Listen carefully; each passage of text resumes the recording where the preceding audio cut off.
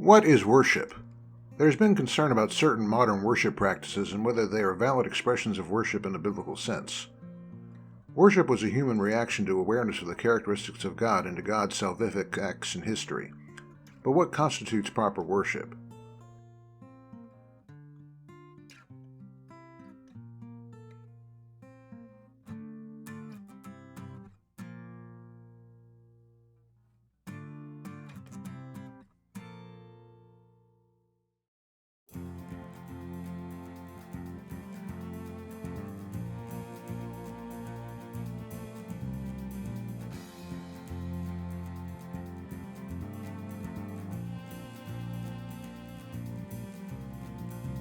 Defined thusly, worship is not a unique religious act, but an act of submission.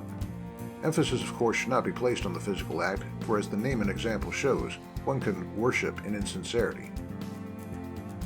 However, worship thus becomes in a real sense an act that is continual. Paul, for example, referred to himself in his service as a libation or offering. His actions and life as a whole were compared to an act of worship.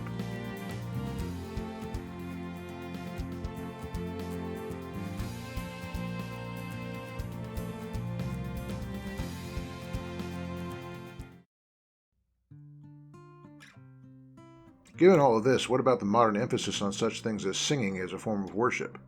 Something that in many churches seems to be the predominant, if not exclusive, understanding of how worship is enacted. There is one biblical term used that draws attention to the fact that Israel's worship was vocal in character, but it only appears twice, and it refers merely to one component within acts of worship and is not defined as worship in and of itself.